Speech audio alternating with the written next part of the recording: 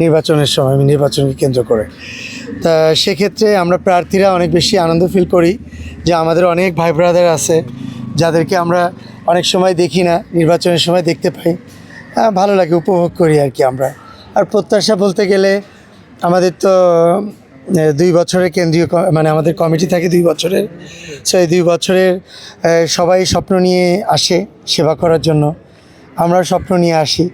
আমি তো লাস্ট 4 বছর ধরে 4 বার আমি ইলেকশন করছি। তা প্রতিবারই ভালোবেসে, প্রতিবারই আমার দর্শকদের মানে আমার মেম্বারদেরকে ভালোবেসে এবং তাদের ভালোবাসা পেয়েই নির্বাচিত হয়ে আসছি।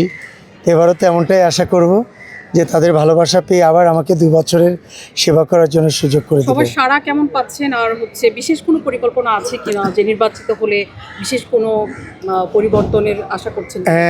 আসলে এখনকার যুগটাই তো ডিজিটাল যুগের ভিতরে পড়ে গেছি আমরা। আমরা আধুনিক যুগের সন্তান সবাই। আধুনিক যুগে যারাই যেখানে যে পরিবেশ পরিস্থিতি থাকুক না কেন, তাদের সবসময় মাথায় কাজ করে কীভাবে আধুনিকায়ন করা যায় তার পরিবারকে, তার ফ্যামিলিকে, তার অ্যাসোসিয়েশনকে, তার সংস্থাকে। তা আমি তাদের থেকে ব্যতিক্রম না। আমিও চিন্তা করেছি যে আমরা যদি পাশ করি এমন কিছু করব যেটা কখনো কেউ করে নাই। হয়তোবা অনেক আমাদের সাধ্যের ভিতরে নাই এমন স্বপ্ন দেখাবো না, কিন্তু যে স্বপ্ন আমরা পূরণ করতে পারবো সেটাই দেখাবো। হতে পারে সেটা নতুন কিছু, এরকম কোনো কিছু। আর সারা পাচ্ছি আমাদের এখনও ইশতেহার এখনও আমরা ছাড়ি নাই। আমাদের ইশতেহার হয়তো নির্বাচনের একদিন আগে আমরা ছাড়বো, বা প্যানেল পরিচিতিতে আমরা ইশতেহারটা বলবো সবাইকে। সেক্ষেত্রে ইশতেহারের আগে আমরা পাবলিকলি বলতে চাচ্ছি না আমাদের পরিকল্পনা কী। আর সারা পাচ্ছে অনেক বেশি, সিনিয়র জুনিয়র অনেকেই আমাকে উল্টা ফোন দিচ্ছে। আমি ফোন দেওয়ার আগেই ফোন দিচ্ছে যে আপনি তো ফোন দিবেন না। তা আমি ফোন দিলাম। তা আমি বললাম যে সরি ভাই, এতটা চাপ নিয়ে আসলে চলছে। আমি চেয়েছিলাম যে হয়তো বা সরাসরি দেখা করে দোয়া নিয়ে নিব। আমাকে সবাই খুব সাড়া দিচ্ছে এবং আমি এত সুন্দর একটা কালারফুল প্যানেল করছি।